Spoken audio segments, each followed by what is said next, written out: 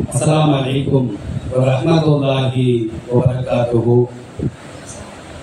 अल्हम्दुलिल्लाह वस्सलातु वस्सलामु अला रसूलिल्लाहि अम्मा बअद।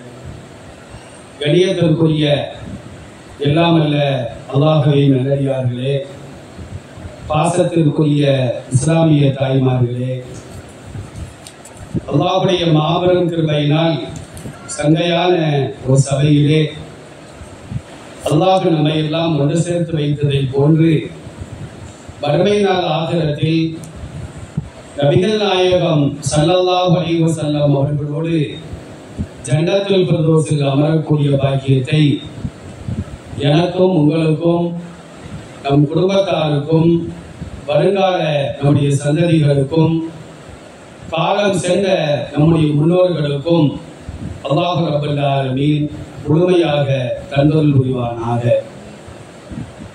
அருமையான தாய்மார்களே, நாம் அமர்ந்திருக்கின்ற இந்த சபை ஒரு சாதாரணமான சபை அல்ல. நபிகள் நாயகம் ஸல்லல்லாஹு அலைஹி வஸல்லம் அவர்கள் இந்த சபையை பற்றி புகழ்ந்து கூறுகின்ற பொழுது சுவர்க்கத்தின் பூங்கா என்பதாக பல்வேறு ஹதீஸ்களிலே குறிப்பிட்டு காட்டுவார்கள். அனஸ் இப்னு மாலிக் ரலியல்லாஹு அன்ஹு அறிவிக்கக்கூடிய ஒரு செய்தி திருமதி என்ற நூல்ல 3510வது செய்தியாக பதிவு செய்யப்படுகிறது. சஹாபாக்களை நோக்கி நபிகள் நாயகம் ஸல்லல்லாஹு அலைஹி வஸல்லம் அவர்கள் கூறினார்கள், இதா மரர்தும் பிரியாணில் ஜன்னா ஃபர்தஉ. தோழர்களே, சுவர்க்கத்து பூங்காக்களை நீங்கள் கடந்து சென்றால் அதிலே நல்லவிதமாக மேய்ந்து கொள்ளுங்கள் என்று நபிகள் நாயகம் ஸல்லல்லாஹு அலைஹி வஸல்லம் அவர்கள் சஹாபாக்களை நோக்கி சொல்வார்கள். சஹாபாக்கள் கேட்பாங்க, யா ரசூலல்லாஹ், சொர்க்கம் என்பது மறுமையில் தானே, உலகத்தில் எங்கே சொர்க்கம் இருக்கிறது? வமா ரியாதுல் ஜன்னா, உலகத்தில் உள்ள சொர்க்கம் எது என்று சஹாபாக்கள் நபிகள் நாயகம் ஸல்லல்லாஹு அலைஹி வஸல்லம் அவர்களிடத்திலே கேட்பார்கள். அதற்கு நபி அவர்கள் கூறுவார்கள், ஹிலகுல் திக்ர், அல்லாஹ்வை பற்றியும் அல்லாஹ்வுடைய திருத்தூதர் நபிகள் நாயகம் ஸல்லல்லாஹு அலைஹி வஸல்லம் அவர்களை பற்றியும் இந்த மார்க்கத்தை பற்றியும் மார்க்க சட்டதிட்டங்களை பற்றியும் எந்த சபையிலே பேசப்படுகிறதோ அந்த சபைகள் அனைத்துமே சுவர்க்கத்து பூங்கா என்பதாக நபிகள் நாயகம் ஸல்லல்லாஹு அலைஹி வஸல்லம் அவர்கள் பதில் கூறுவார்கள். இந்த ஹதீஸ்ல ரசூலுல்லாஹ் ஒரு வார்த்தையை சொல்றாங்க, ஃபர்தஉ, நீங்கள் நல்ல விதமாக மேய்ந்து கொள்ளுங்கள் என்று சொன்னார்கள். மேயுதல் என்பது கால்நடைகளுக்கு சொந்தமான ஒரு காரியம். இப்ப மனிதன் சாப்பிட்டான் என்றுதான் நாம் சொல்லுவோம், மனிதன் மேஞ்சா அப்படின்னு நம்ம சொல்ல மாட்டோம். சொன்னா நமக்கு கோபம் வந்துடும். நீ மத்தியானம் நீ என்ன மேஞ்ச அப்படின்னு யாராவது நம்மளை பார்த்து கேட்டாங்கன்னா நான் என்னடா ஆடா மாடா அப்படின்னு நம்ம கேட்போம். அப்ப கால்நடைகள் தான் மேயும், புல்லை மேயும்.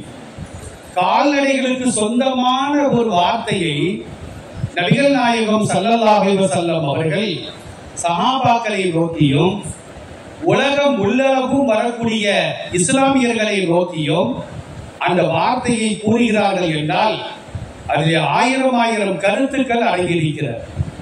இப்ப இந்த சபைக்கு நாம வாரோம், எந்த நோக்கத்திற்காண்டி நாம வந்தோம்?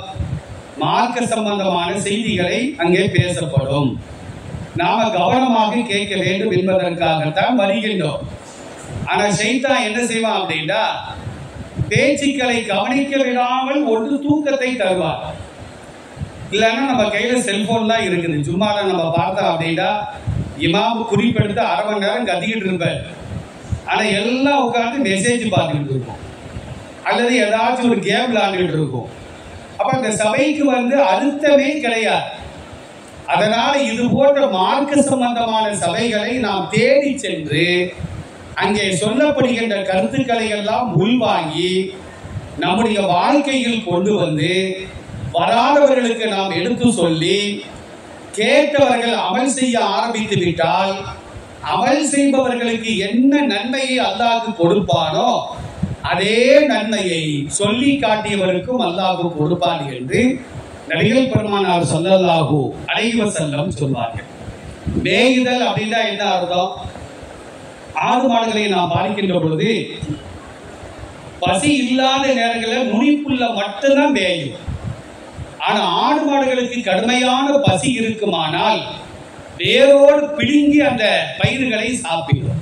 அப்படிதான் இந்த சபைக்கு நாம வந்தோம்னா ஒரு வார்த்தையை கூட நம்ம விடாம முழுமையாக கேட்டு பயன்பெற வேண்டும் என்று நபிகள் நாயகம் ஸல்லல்லாஹு அலைஹி வஸல்லம் இந்த ஹதீஸின் மூலமாக சொல்லி காட்டுவார்கள். மற்றொரு ஹதீஸை நாம் திறந்து பார்க்கின்றோம். இப்ப இந்த இடத்துல வந்து நமக்கு கண்களுக்கு தெரியாத வானவர்கள் மலக்குமார்கள் இங்கே சூழ்ந்து இருப்பார்கள். எங்கே எல்லாம் அல்லாஹ்வை பற்றியும் அல்லாஹ்வுடைய திருத்தூதர் நபிகள் நாயகம் ஸல்லல்லாஹு அலைஹி வஸல்லம் அவர்களை பற்றியும் இஸ்லாத்தை பற்றியும் பேசப்படுகின்றதோ அந்த சபைகளுக்கு என்று சில வானவர்கள் நியமனம் செய்யப்பட்டிருப்பார்கள். நபி ஸல்லல்லாஹு அலைஹி வஸல்லம் சொல்றாங்க, இன்ன லில்லாஹி மலாயிகத்தன் சய்யாஹின ஃபில் அர்தி. அல்லாஹ்விற்கு என்று சில வானவர்கள் இருக்கிறார்கள். பூமி முழுவதும் அவர்கள் சுற்றி வருவார்கள். அவர்களுக்கு என்ன பணி அப்படின்னா, எந்த இடத்துல பள்ளிவாசலோ மதரசாவோ வீடோ கடையோ அல்லது தெருக்கூட்டங்களோ எங்கெல்லாம் அல்லாஹ்வை பற்றியும் அல்லாஹ்வுடைய தூதரை பற்றியும் பேசப்படுகின்றதோ அந்த சபையில் வந்து கலந்து கொள்வார்கள். நம்ம கண்களுக்கு அவங்க தெரிய மாட்டாங்க, அவ்வளவுதான். சபையெல்லாம் முடிஞ்ச உடனே அல்லாஹ்விடத்தில் செல்வார்கள். அல்லாஹ்க்கு கேட்பார், எங்க சென்று வந்தீர்கள்? அல்லாஹ்வுக்கு தெரியாத காரியம் இல்லை. யார் யார் எங்க போறா வாரா, என்ன செய்யறாங்க, ஏது பேசுறாங்க, என்ன நினைக்கிறாங்க, எல்லாமே அல்லாஹ்வுக்கு தெரியும். இருந்தாலும் அல்லாஹ்க்கு கேட்பார். சஹீஹான ஹதீஸ் இது, கட்டுக்கதைகள் அல்ல. அப்ப அல்லாஹ் அந்த வானவர்கள் சொல்லுவாங்களா, இந்த மாதிரி இத்தத்துல் மதரசால ஒரு கூட்டம் நடந்துச்சு, அங்க போய் நாங்க போய் கலந்து கொண்டு வருகிறோம். அப்போ அந்த கலந்து கொண்டவர்களுக்கு ஏதாவது ஆசை இருக்கிறதா அல்லாஹ்க்கு கேட்கின்றார். ஆமாம், அவர்களுக்கு ஆசை இருக்கிறது. என்ன ஆசை என்று அல்லாஹ்க்கு கேட்பார். அந்த சபையில் உள்ளவர்கள் சுவர்க்கத்திற்கு செல்ல வேண்டும் என்று ஆசைப்படுகிறார்கள் என்று வானவர்கள் சொல்லுவாங்க. உடனே அல்லாஹ் கேட்பான், சொர்க்கத்தை முன்னால பின்னால பார்த்துருக்கிறாங்களா? இல்லை, யாருமே பார்க்கல. அப்ப பார்க்காமலேயே கேட்கிறாங்கன்னா பார்த்தா என்ன செய்வாங்க?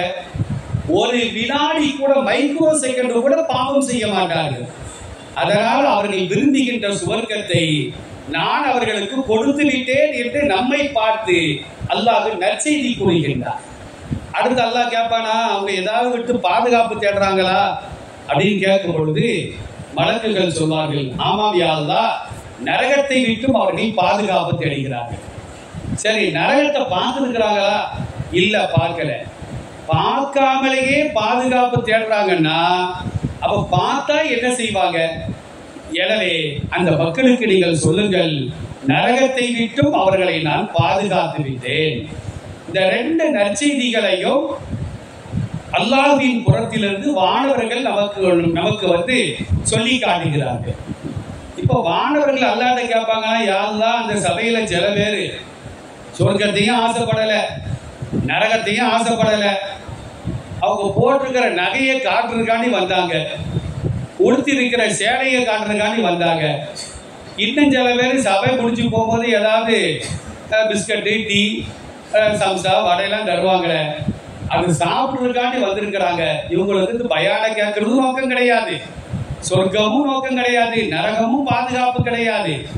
இவர்களுக்கு நாங்கள் என்ன செய்வது என்று மலக்குகள் அல்லாஹ்விடத்தில் கேட்கின்ற பொழுது அல்லாஹ் கூறுவான், அந்த சபையின் பொருட்டால் அவர்களுக்கும் சொர்க்கம் உண்டு, நரகத்தை விட்டும் பாதுகாப்பு உண்டு என்று நீங்கள் நற்செய்தி கூறுங்கள் என்று அல்லாஹ் கூறுவதாக நபிகள் நாயகம் ஸல்லல்லாஹு அலைஹி வஸல்லம் ஒரு சஹீஹான ஹதீஸின் மூலமாக நமக்கு உணர்த்தி காட்டுகிறார்கள். அதனால இந்த சபையில 4 பேர் தானே இருக்கிறோம், 5 பேர் தானே இருக்கிறோம் அப்படின்னு நாம நினைக்கவே கூடாது. நம்முடைய புலன்களுக்கு அப்பாற்பட்ட லட்சக்கணக்கான வானவர்கள் இந்த சபையிலே சூழ்ந்து கொள்வார்கள். அதனால இந்த சபையில நாம இருக்கும்போது நமக்கு கவலை கிடையாது, எந்த சிந்தனையும் வராது, எந்த பயமும் நமக்கு ஏற்படாது என்பதையெல்லாம் இன்னைக்கு நாம் கண்கூடாக பார்த்து வருகின்றோம். அருமையான தாய்மார்களே, அபூ ஸஈத் அல்-குத்ரி ரலியல்லாஹு அன்ஹு அறிவிக்கக்கூடிய செய்தி புகாரியில 101வது ஹதீஸாக பதிவு செய்யப்படுகிறது. அந்த ஹதீஸ் என்ன செய்தி அப்படின்னா, மதீனாவை சார்ந்த பெண்கள், சஹாபி பெண்மணிகள் ரசூலுல்லாஹ்ட்ட வராங்க. வந்து என்ன கேட்கிறாங்கன்னா, கலபனா அலைக்க ரிஜாலு, யா ரசூலல்லாஹ், நாங்கள் உங்களை அணுகி மார்க்க விளக்கங்கள் கேட்க முடியாதவாறு தங்களிடம் எப்போதும் ஆண்களே எங்களை மிகைத்து நிற்கிறார்கள். சஹாபாக்களை பொறுத்த மட்டிலும் ஜும்மாவுக்கு வருவாங்க, ரசூலுல்லாஹ்வுடைய உபதேசங்களை கேட்பாங்க. 5 நேர தொழுகைக்கு வரும்பொழுது தங்களுக்கு ஏற்படுகின்ற சந்தேகங்களை ரசூலுல்லாஹ்விடத்தில் கேட்பார்கள். ஆனா பெண்களை பொறுத்த மட்டிலும் அவங்களுக்கு ஜும்மா கிடையாது, ஜும்மாவிற்கு வர வேண்டிய அவசியம் கிடையாது. எப்ப ஜும்மாவுக்கு வரலையோ ரசூலுல்லாஹ்வுடைய பயானையும் கேட்க முடியாது. 5 நேர தொழுகைக்கு பள்ளிவாசலுக்கு வந்தாலும் ரசூலுல்லாஹ்வை சந்தித்து சந்தேகங்களை கேட்கவும் முடியாது. ஆனா சஹாபாக்களை பொறுத்த மட்டிலும் ரசூலுல்லாஹ்வுடைய ஒவ்வொரு அங்க அசைவுகளையும் அவர்கள் கணக்கிட்டுக் கொண்டே இருப்பார்கள். எந்த அளவுக்கு அப்படின்னா, 23 ஆண்டுகள் மட்டும்தான் நபி ஸல்லல்லாஹு அலைஹி வஸல்லம் இந்த சமுதாயத்திலே ஆன்மீக தலைவராக, அரசியல் தலைவராக வாழ்ந்து சென்றார்கள். அந்த 23 ஆண்டுகள்ல ரசூலுல்லாஹ் எத்தனை முறை சிரித்தார்கள், எத்துணை முறை அவர்கள் சப்தமிட்டு சிரித்தார்கள், எத்துணை முறை அழுதார்கள், எத்துணை முறை தூங்கினார்கள், அவர்களின் தாடியிலும் தலையிலும் எத்தனை நரைமுடிகள், இதை கூட சஹாபாக்கள் என்ன செஞ்சாங்கன்னா கணக்கிட்டு வச்சிருக்கிறாங்க. அப்ப அந்த அளவிற்கு சஹாபாக்கள் ரசூலுல்லாஹ்வோடு நெருங்கி இருக்கிறாங்க. இது சஹாபி பெண்மணிகளுக்கு பொறாமையா இருக்கு. மார்க்கத்தில் வந்து பொறாமை கூடாது. நபி ஸல்லல்லாஹு அலைஹி வஸல்லம் சொல்வார்கள், ஈயாக்கும் வல் ஹஸத ஃபஇன்னல் ஹஸத யகுலுல் ஹஸனாதி கமா தகுலுன் நாருல் ஹதப.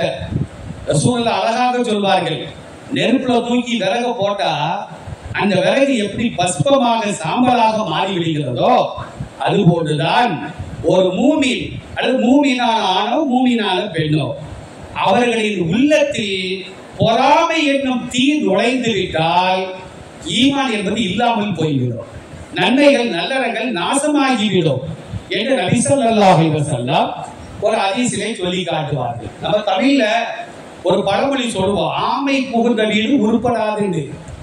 ஆமைனா நாம நினைக்கிற ஆமை கிடையாது. அந்த ஆமைக்கு என்ன அர்த்தம் தெரியுமா? பொறாமை, கல்லாமை, ஏழாமை.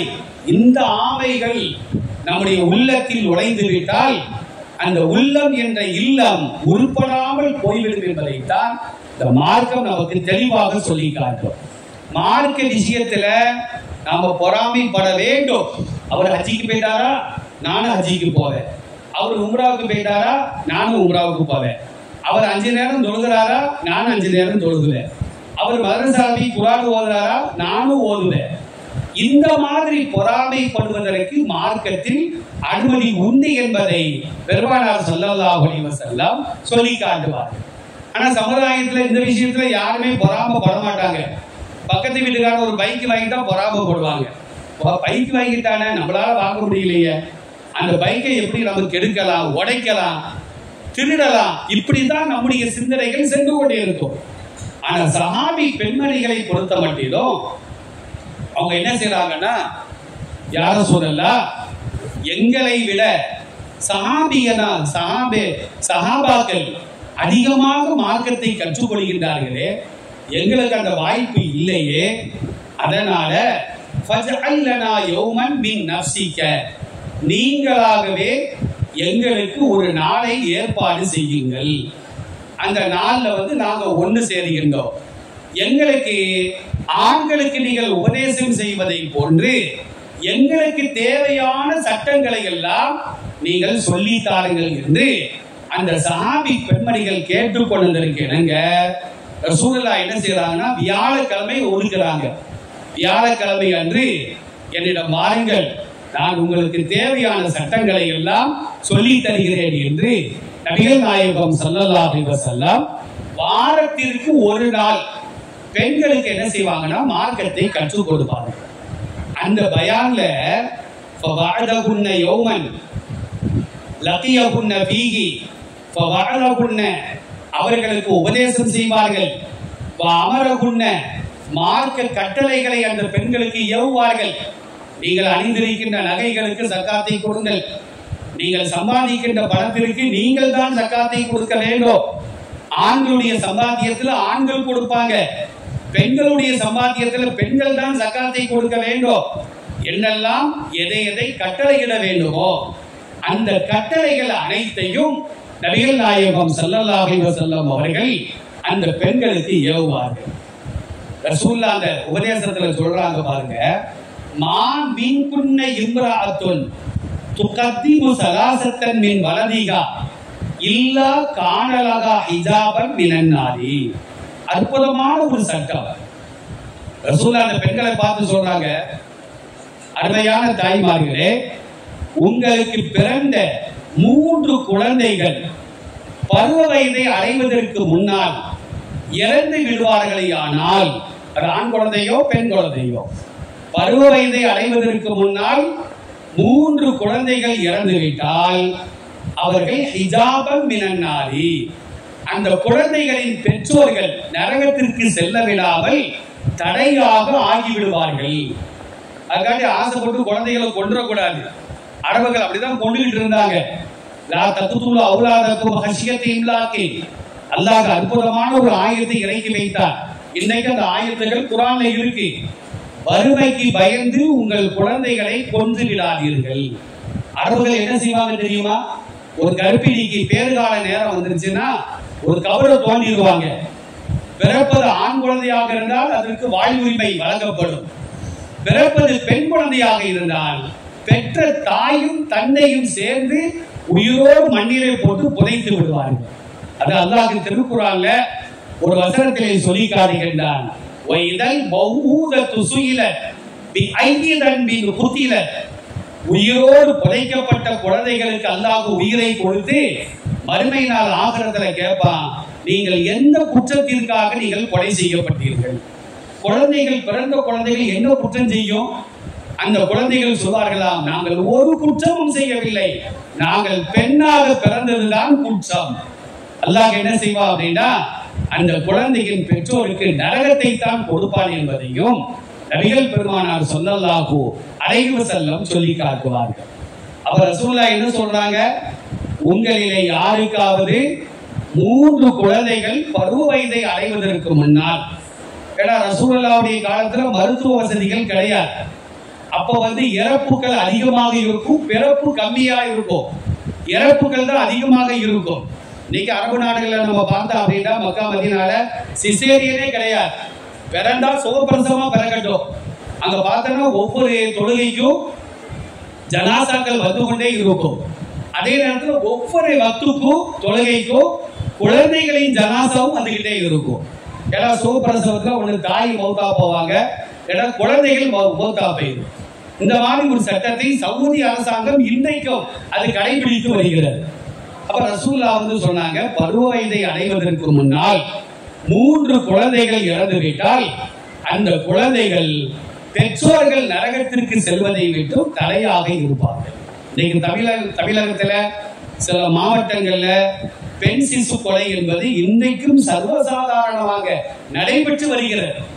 அதற்கென்று சில கிழவிகள் இருக்கிறாங்க, பெண் குழந்தைகளை உயிரோடு கொடுத்தா அப்படின்னா 5 நிமிஷத்துல ஜனாசாவா ஆக்கி நம்ம கையில தந்துருவாங்க. அந்த மருத்துவம் எல்லாம் அந்த கிழவிகளுக்கு தான் தெரியும். அல்லாஹ் ரப்புல் ஆலமீன் குழந்தையை கொலை செய்தாலும் சரிதான், ஒரு முஸ்லிமை கொலை செய்தாலும் சரிதான், ஒரு சகோதர சமுதாயத்தவரை கொலை செய்தாலும் சரிதான், எல்லா கொலையும் பெருங்குற்றங்கள் தான், பெருங்குற்றங்கள் தான். அதற்கு மறுமையில சரியான தண்டனை உண்டு என்று நபிகள் நாயகம் ஸல்லல்லாஹு அலைஹி வஸல்லம் அவர்களும் அல்லாஹ்வும் தெளிவாக சொல்லி காட்டுவார்கள். இப்ப ரசூலுல்லாஹ் 3 குழந்தைகள் இறந்துட்டாங்கன்னு சொன்னாங்கல்ல, ஒரு அம்மா கேக்குது, ஃபகாலத் இம்ரத்துன் வஸனைனி, 2 குழந்தை இறந்து விட்டால், ஏன்னா அந்த அம்மாக்கு 2 பிள்ளைகள் இறந்து இருக்குது. ரசூலுல்லாஹ் 3 தான் சொன்னாங்க, அப்ப நமக்கு அந்த பாக்கியம் கிடைக்காதா அப்படின்னு நினைச்சுக்கிட்டு நமக்கு 2 குழந்தைகள் இறந்துட்டாங்களே, இப்ப ரசூலுல்லாஹ்ட்ட நம்ம கேட்போம், 2 குழந்தைகள் இறந்து விட்டால் அப்ப அந்த குழந்தைகள் தடையா இருக்காதா அப்படின்னு கேட்கும்போது நபி ஸல்லல்லாஹு அலைஹி வஸல்லம் சொல்வார்கள், வஸனைனி, 2 குழந்தைகள் இறந்தாலும் அந்த பெற்றோர்கள் நரகத்திற்கு செல்லவே மாட்டார்கள். இந்த குழந்தைகள் கையை கால பிடிச்சி, யா அல்லாஹ், என் தந்தை கஷ்டப்பட்டு என்னை பெற்றெடுத்தார்கள், என் தாய் உயிரை மாய்த்து என்னை பெற்றெடுத்தார், அதனால இந்த 2 பேரும் நரகத்துக்கு போகக்கூடாது, நீ அல்லாஹ் அவர்களை காப்பாற்றி விடு என்று அந்த குழந்தைகள் அல்லாஹ்விடத்தில் மன்றாடி சுவர்க்கத்திற்கு இழுத்து செல்லும் என்பதாக நபிகள் நாயகம் ஸல்லல்லாஹு அலைஹி வஸல்லம் அந்த ஹதீஸின் மூலமாக சொல்லி காட்டுகின்றார். அப்ப அருமையான தாய்மார்களே, இந்த மாதிரி பயான்களை நாம் ஏற்பாடு செய்யும் பொழுதுதான், அவைகளை செவிமடுக்கும் பொழுதுதான் நமக்கு சந்தேகங்களே வரும். நம்ம ஒண்ணுமே குர்ஆன படிக்கல, ஹதீஸ படிக்கல, மற்ற எதையும் உலக சம்பந்தமான படிப்பு படிக்கலன்னா யாருக்குமே சந்தேகம் வராது. பாருங்க, எஸ்ஐஆர்ல பாருங்க, ஃபார்மை ஃபில்அப் பண்ண தெரியாம படிச்சவங்களே திணறிட்டு இருக்கிறோம். அப்ப அது குறித்து நாம் படித்தால்தான் நமக்கு சந்தேகங்கள் வரும்.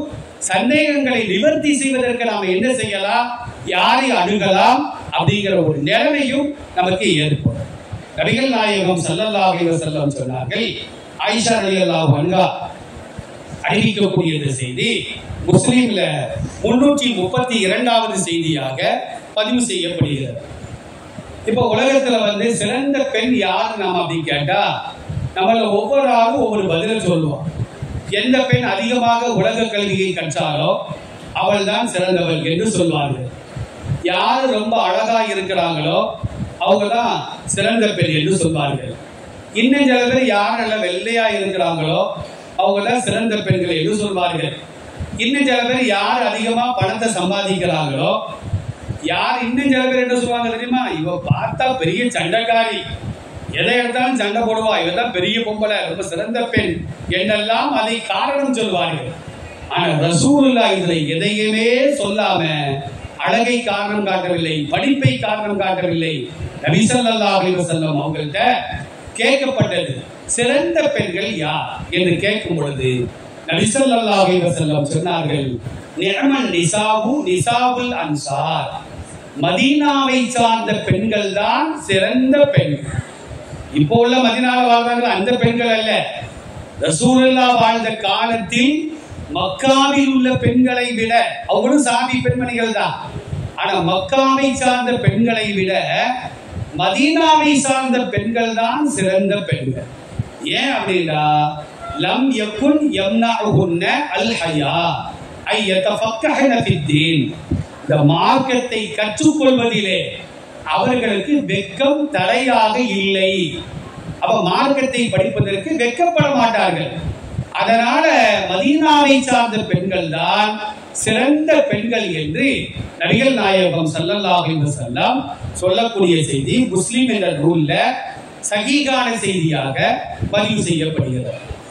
அப்ப மார்க்கத்தை தெரிந்து கொள்வதற்கு யாரு வெட்கப்படவில்லையோ அப்படிப்பட்ட பெண்கள் இன்றைக்கு இருப்பார்கள், ஆனால் அவர்கள் தான் சிறந்த பெண்கள்.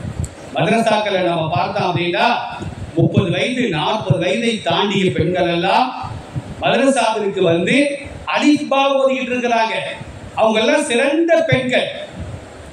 சில பேரை நம்ம பார்க்கிறோம், காலகாலமா தொழுகிட்டு இருப்பாங்க, ஆனா அவங்களுக்கு தொழுகையின் சட்டங்கள் தெரியாது. எப்படி தொழுக வேண்டும், தொழுகையில என்ன ஓத வேண்டும், எப்படி ருக்கு செய்ய வேண்டும், ருக்குல என்ன ஓதணும், நீங்க அது தெரியாம தான் சும்மா வாயத்தான் அசைக்கிறாங்களே தவிர அத்தகையாத்து கூட உங்களுக்கு தெரிய மாட்டேங்குது. ருக்குல என்ன ஓதணும், சஜிதால என்ன ஓதணும், 2 சஜிதாவுக்கு இடையில ஒரு துவா இருக்குது, அது பெரும்பாலான ஆண்களுக்கும் தெரிகிறது இல்லை, பெண்களுக்கும் தெரிகிறது இல்லை. அப்ப இந்த மாதிரி விஷயங்களை என்ன செய்யணும் அப்படின்னா, அல்லாஹ் திருக்குர்ஆன்ல 2 இடங்கள்ல மட்டும் சொல்லி காட்டுவான். ஃபஸ்அலு அஹ்ல ذிக்ரி இன் குன்தும் லா தஅலமூன், 16வது அத்தியாயம் 43வது வசனத்திலும் 21வது அத்தியாயம் 7வது வசனத்திலும் இந்த 2 இடத்துல மட்டும்தான் இந்த செய்தி வருது. ஃபஸ்அலு அஹ்ல ذிக்ரி இன் குன்தும் லா தஅலமூன், உங்களுக்கு தெரியவில்லை என்றால் தெரிந்தவர்களை சந்தித்து இது குறித்து என்ன சட்டம், இதுல என்ன அல்லாஹ் சொல்றார், ரசூலுல்லாஹ் என்ன சொல்றாங்க, தொழுகையில காற்று பிரிந்து விட்டால் என்ன செய்ய வேண்டும், தொழுது கொண்டிருக்கும் போது மாதவிடாய் வந்து விட்டால் என்ன செய்ய வேண்டும், எப்படி சுத்தம் செய்ய வேண்டும், எத்தனை நாட்களுக்கு நாம் சுத்தம் இல்லாமல் இருப்போம், இந்த விஷயங்கள் எல்லாம் இன்னைக்கு பெரும்பாலான இஸ்லாமிய பெண்களுக்கு தெரியாமலேயே இது போன்ற சட்டங்கள் இஸ்லாமிய ஆண்களுக்கும் தெரியாமலேயே சந்தூக்கில் சுமந்து செல்லப்படக்கூடிய ஒரு காட்சியினை இன்றைக்கு நாம் பார்த்து வருகின்றோம். சில பெண்களை என்ன செய்யறாங்க தெரியுமா? தொழுகும் போது பெண்களை பொறுத்த மட்டும் ஒரு முடி கூட வெளியே தெரியக்கூடாது. தலையில முக்காடு இல்லாமல் தொழுதால் அந்த தொழுகை அல்லாஹ் ஏற்றுக்கொள்ளவே மாட்டான். லா யக்பலுல்லாஹு ஸலாத்த ஹாயிலின் இல்லா பிஹிமாரி. ஹிமார்னு படிக்கணும். ஹிமார்னா முக்காடுன்னு அர்த்தம். ஹிமார்னு படிச்சிடக்கூடாது, கழுதைன்னு போயிடும். கழுதை தூக்கி தலையில வைக்க முடியுமா? அப்ப ஹிமார் இல்லாமல் முக்காடு இல்லாமல் ஒரு பெண் தொழுதால், சில பெண்களை நாம பாக்குறோம் சும்மா அசால்ட்டா லேசா தலையில என்ன செய்றாங்கன்னா ஒரு துண்டை போட்டு கர்ச்சீப்பை போட்டு தொழுகிட்டு இருக்கிறாங்க. முடியெல்லாம் வெளியே தெரியுது. அல்லாஹ் இந்த தொழுகையை ஏற்றுக்கொள்ளவே மாட்டார். இந்த தராவியில கூட சில பெண்கள் வேக்குதுண்டு முக்காட கலட்டி வச்சுட்டு வெறுந்தலையோடு தொழுகிறாங்க. அல்லாஹ் இந்த தொழுகையை ஏற்றுக்கொள்ள மாட்டார். அப்ப இது போன்ற சந்தேகங்களை எல்லாம் ஆலிமாக்களை சந்தித்து நாம் கேட்க வேண்டும். தெரிந்தவங்கள்ட்ட போய் நம்ம கேட்கணும். நம்மள மாதிரி தெரியாத ஆள்கிட்ட போய் சட்டத்தை கேட்டுட்டு இருக்க கூடாது. அவர் பாட்டு வட்டி கூடும், மதுபானம் குடிக்கலாம் அப்படிங்கிற சட்டத்தை என்ன செய்வார் அப்படின்னா அவர் அடித்து விட்டு விடுவார். அப்ப நபி ஸல்லல்லாஹு அலைஹி வஸல்லம் சொன்னார்கள், அந்த மதீனாவை சார்ந்த பெண்கள் தான் சிறந்த பெண்கள். ஏன் அப்படின்னா சந்தேகங்களை வெட்கமில்லாமல் கேட்பார்கள். ரசூலுல்லாஹை சந்தித்து ரசூலுல்லாஹ்விடத்தை கேட்க வெட்கமா இருந்துச்சுன்னா ரசூலுல்லாஹ்வுடைய மனைவிமார்கள் மூலமா என்ன செய்வாங்கன்னா ஆயிஷா ரலியல்லாஹு அன்ஹா, உம்மு சல்மா ரலியல்லாஹு அன்ஹா, ஸைனப் பின்த் ஜஹ்ஷ் ரலியல்லாஹு அன்ஹா, ஸைனப் பின்த் ஹுஸைமா ரலியல்லாஹு அன்ஹா அவங்கள்ட்ட போய் என்ன செய்வாங்கன்னா இந்த மாதிரி எங்களுக்கு ஒரு சந்தேகம், ரசூலுல்லாஹ்ட்ட கேட்டு எங்களுக்கு சொல்லுங்க அப்படின்னு கேட்பாங்க. ஆண்களை பொறுத்த மட்டிலும் நேர ரசூலுல்லாஹ்ட்டே என்ன செய்வாங்கன்னா கேட்பார்கள் என்பதை ஹதீஸ்களின் மூலமாக நாம் பார்த்து வருகின்றோம். புகாரியில ஒரு செய்தி பதிவு செய்யப்படுகிறது. கிதாபுல் இல்ம் அப்படிங்கிற பகுதியில முஜாஹித் ரஹ்மஹுல்லாஹ் சொல்லி காட்டுகிறார்கள், லா யதஅல்லமுல் இல்ம முஸ்தஹியின் வலா முஸ்தக்பிரூன். ரெண்டு சாரார் ஜென்மத்திலையும் கல்வியை கற்றுக்கொள்ளவே முடியாது. ரெண்டு சாரார். ஒரு ஆள் யார் தெரியுமா? வெட்கப்படக்கூடியவர். வெட்கப்பட்டா கல்வியை கற்கவே முடியாது. எனக்கு அழிப்பா தெரியலன்னா மருசாக்கு போனா நம்மள வயசானவங்க பார்ப்பாங்களா, வெட்கமா இருக்குது. சரி, வீடுகள்ல பேரம்பேத்தி இருக்கிறாங்கன்னு அவங்கள்ட்டயாச்சும் கேட்டு படிக்கலாம்ல. பேரம்பேத்தினக்காகவும் வெட்கப்படுவாங்க. அதனால வெட்கப்பட்டால் கல்வியை கற்றுக்கொள்ளவே முடியாது. ரெண்டாவது யார் அப்படின்னா முஸ்தக்பீரோன். எனக்கு எல்லாம் தெரியும் அப்படிம்பாங்க சில பேர். ஒண்ணுமே தெரியாது, வெத்து குடமா தான் இருக்கும், ஆனா எனக்கு எல்லாமே தெரியும். இப்படி யார் பெருமை அளிக்கிறாரோ அவரும் கல்வியை கற்றுக்கொள்ளவே முடியாது அப்படின்னு முஜாஹித் ரஹ்மஹுல்லாஹ் சொல்றாங்க. இந்த ரெண்டு சாராரும் நீங்க சமுதாயத்துல நிறைவாகவே காணப்படுகிறார்கள். வெட்கப்பட்டு சில பேர் கல்வியை கற்கிறது இல்லை, நியாயமை படிக்கணும், எனக்கு எல்லாமே தெரியுமே அப்படின்னு பெருமை அளிக்கக்கூடியவர்களும் நீங்க சமுதாயத்துல வாழ்ந்து கொண்டிருக்கிறார்கள் என்பதை நிதர்சனமாக நாம் பார்த்து வருகின்றோம். அருமையான தாய்மார்களே, சஹாபி பெண்மணிகள் ரசூலுல்லாஹ்ட்ட கேட்ட அதிகமான சந்தேகங்கள் புகாரி, முஸ்லிம், அபூதாவுத், இப்னு மாஜா, திருமதி, நசாயி போன்ற நூல்கள்ல பரவி கிடைக்கிறது. அதுல ஒரே ஒரு சந்தேகத்தை மாத்திரம் இன்றைக்கு நாம் பார்ப்போம். பெண்களுக்கு தேவையான ஒரு சட்டம் ஆயிஷா ரலியல்லாஹு அன்ஹா அறிவிக்கக்கூடிய செய்தி புகாரி என்ற நூல்ல 228வது செய்தியாக இது பதிவு செய்யப்படுகிறது. ஃபாத்திமா பின்த் அபி ஹுபைஷ் ரலியல்லாஹு அன்ஹா அப்படிங்கிற ஒரு சஹாபி பெண்மணி ரசூலுல்லாஹ்ட்ட வராங்க. வந்து என்ன கேட்கிறாங்கன்னா, யா ரசூலல்லாஹ், அல்லாஹ்வின் திருத்தூதரே, இன்னி இம்ராஅத்து முஸ்தஹாலு ஃபலா அத்ஹுரு. சஹாபாக்கள் அந்த சஹாபி பெண்மணி ரசூலுல்லாஹ்ட்ட என்ன கேட்கிறாங்கன்னா, அல்லாஹ்வின் திருத்தூதரே, எனக்கு மாதம் முழுவதும் உதிரப்போக்கு இருந்து கொண்டே இருக்கிறது. இந்த நோய் பெரும்பாலான பெண்களுக்கு இருக்கு. மருத்துவத்தை போறாங்களே தவிர மார்க்க சம்பந்தமா கேட்கிறதுக்கு வெட்கப்படுறாங்க. மருத்துவத்தையுமே நாம கேட்க முடியாது. பெண் மருத்துவர்கள்ட்ட நான் இந்த நேரத்தில் தொழுகலாமா, தவாப் செய்யலாமா, அஜி செய்யலாமா, குரானை தொழலாமா, அந்த அம்மாவுக்கு என்ன தெரிய போகுது? இஸ்லாமிய மருத்துவர்களுக்கு நீங்க இஸ்லாமிய சட்டங்கள் தெரியலையே. தெரிஞ்ச மருத்துவராக தான் சொல்லிடுவாங்க. இல்லைன்னா இந்த சட்டம்லாம் நம்மளுக்கு தெரியாதமா, இது உங்க ஆளுகிட்ட போய் கேட்டுக்குங்க என்று சொல்லி விடுவார்கள். ஆனா அந்த ஃபாத்திமா பின்த் அபி குபைஷ் ரலியல்லாஹு அன்ஹா ரசூலுல்லாஹ் வந்து என்ன கேக்குறாங்கன்னா, இன்னி இம்ராத்துன் உஸ்தஹாது ஃபலா அத்துகுரு. ஃபலா அத்துகுருன்னா அர்த்தம் நான் சுத்தமாகிறதே கிடையாது. மாதம் முழுவதும் எனக்கு அதிக இரத்த போக்கு ஏற்பட்டு கொண்டே இருக்கின்றது. அப்ப அதவு சலாத்த நான் தொழணுமா தொழக்கூடாதா அப்படின்னு அந்த அம்மா கேக்குது. அப்ப நபி ஸல்லல்லாஹு அலைஹி வஸல்லம் அந்த பெண்மணியை அல்லாஹ் கேட்க வைக்கிறார். அந்த பெண்மணிக்கு அல்லாஹ் அந்த நோயை கொடுக்கிறார். ரசூலுல்லாஹ் காலத்துல வந்து இந்த மாதிரி எந்த பெண்களுக்கும் நோய் இல்லைன்னு வச்சுக்கிறோம். அப்ப அந்த சட்டமே நமக்கு தெரியாம போயிடும். அதனால அந்த பெண்மணிக்கு அல்லாஹ் அந்த நோயை கொடுத்து ரசூலுல்லாஹ்ட்ட போய் அந்த அம்மா கேட்டு ரசூலுல்லாஹ் அதற்கு பதில் சொல்லி சஹாபாக்கள் என்ன செய்யறாங்கன்னா ஹதீஸ் நூல்கள்ல அது சஹீஹாக பதிவு செய்கிறாங்க. உலகம் உள்ளளவோ இது போன்ற நோய்களினால் தாக்கப்பட்ட பெண்கள் அந்த ஹதீஸை திறந்து பார்த்தால் அவர்களுக்கு சந்தேகத்திற்கு இடமில்லாத அளவிற்கு அவர்களுக்கு பதில் கிடைக்கும். நபி ஸல்லல்லாஹு அலைஹி வஸல்லம் சொன்னாங்க, இதுக்காண்டி தொழுகையெல்லாம் விடக்கூடாது. இன்னமா தாலிக ஐருக்குன், அது நோயால் ஏற்படக்கூடிய உதிரப்போக்கு அப்படின்னு நபி ஸல்லல்லாஹு அலைஹி வஸல்லம் சொல்லிவிட்டு வலைஸ பிஹைலி, அது மாதவிடாய் இரத்தம் அல்ல அப்படின்னு பெருமானார் ஸல்லல்லாஹு அலைஹி வஸல்லம் சொல்லி காட்டுகின்றார்கள். இதே மாதிரி இன்னொரு செய்தியை பாருங்க. ரசூலுல்லாஹ் வந்து ஒரு அம்மா கேட்கிறாங்க, குன்து உஸ்தஹாலு ஹைலத்தன் கபீரத்தன் ஷதீதத்தன், அதிக இரத்த போக்குள்ள பெண்ணாக நான் இருக்கின்றேன். அதனால ரசூலுல்லாஹ் வந்து நான் மார்க்க சட்டம் கேட்டேன். அப்ப நபி ஸல்லல்லாஹு அலைஹி வஸல்லம் சொன்னார்கள், இன்னமாகிய ரக்லத்துன் மினஷ் ஷைத்தான், இது ஷைத்தானின் செயல்.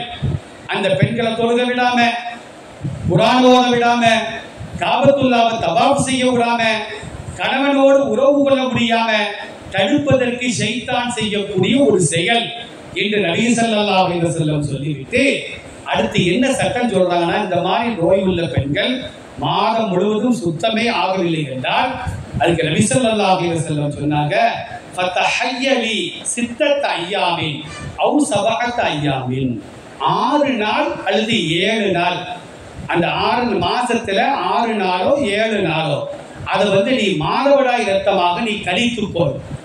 மீதம் இருக்கின்ற 24 நாள், 6 நாளை கழிச்சா 24 நாள், 7 நாளை கழிச்சா 23 நாள், அந்த 24 நாளோ அல்லது 23 நாட்களோ உதிரப்போக்கு ஏற்பட்டாலும் தொழுகையின் நேரத்துல நீ ஒவ்வொரு தொழுகைக்கும் ஒழு செய்து கொண்டு தொழுகையை நிறைவேற்ற வேண்டும்.